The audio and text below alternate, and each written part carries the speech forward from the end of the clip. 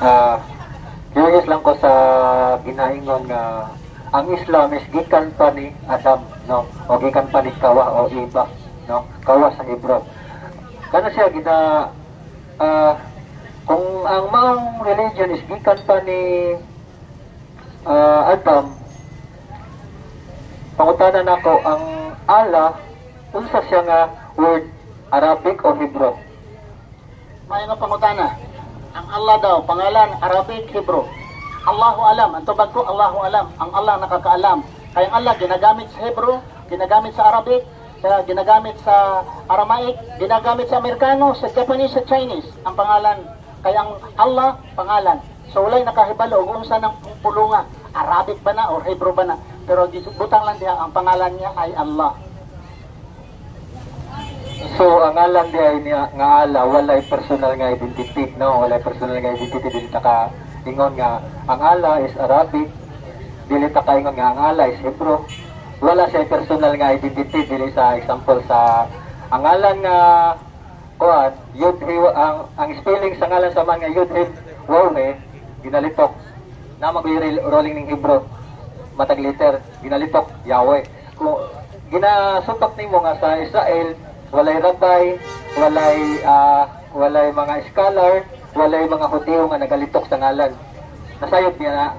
Sukat pagka gawa sa mga Israelita, gikan sa pagkauliton sa nasod sa Egypt, sa Babylonia, no? Ginabawalan na sila sa paglitok sa ngalan sa amahan. Mao na nga, pag-abot sa New Testament, walay ngalan sa amahan.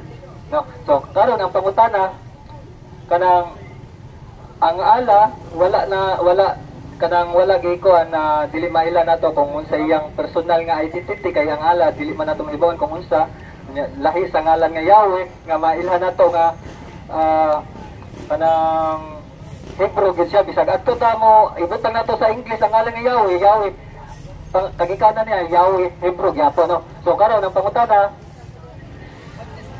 yun sa ninyo pag-ila si Allah nga wala base sa iyang ngalan, wala mo kaila, di ba? Kaginin, sige magulilag pamugos ng Yahweh. Ako ang i-explain ng Yahweh. Kaya ang Hebrew, Aramaic, at Arabic, Semitic language. In fact, if you research, ang mga Hebrew, kung gusto sila og meaning about the deepest meaning of the Hebrew, punta sila sa Arabic.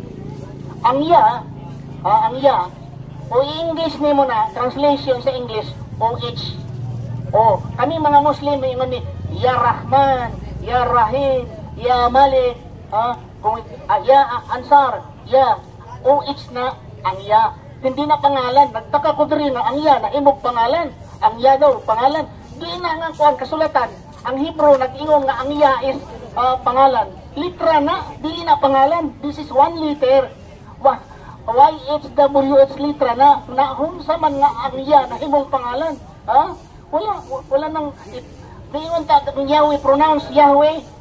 Mauna ang YHWH, diin nga basahon, encyclopedia nga nagsabi ang YHWH is an exact translation is Yahweh. Diin nga encyclopedia, kantuon ako. Kaya ang natural ang ngalan sa amahan ginalitok in Hebrew YHWH, spelling na dili na ngalan, no? Example sa akong ngalan Raymond, pag may kong R-A-Y-M-O-N-D, dili ginangalan ako. What is your name? R-A-Y-E-O-N-D. Dili na ngalan. Spelling nga sa yung ngalan. Kanang ang ngalan samahan, ginasulat pa, ancient, mabasa na to sa Moabite stone, sa uban pang mga ginatawag Dead Sea Scroll, no? Nakasulat in Paleo Hebrew, dili Black Square Hebrew. Ang Hebrew, ato na rolling example, ang ngalan sa amahan ni Ismael, ginalitok ang spelling sa iyang ngalan, Alif, Bet, Res, He, Mem. Pero ginabasa Abraham. No, Abraham. Because ang ngalong ang Abraham nabasa man. Pero pag-abot dito sa Yud He Waw He, dili babasa. Ang pangalan, ang mga Arabic o Hebrew pareho, walay bawel. Walay bawel ang Hebrew, walay bawel. Ang Arabic, walay bawel. Nakasabot sila. Pagbasa nila kay mga Hebrew, good sila. Maupod na ang mga Arabo, nganong makabasa man mo anak, hibalo man mo pangalan anak, mga Arabo gud sila. Mga Arabo gud sila, nakahibalo sila. Ha? So nganong mo likramo man tag itawag nila to kay mga Hebrew gud sila, nakahibalo sa nga kana pangalan na, kana litra na.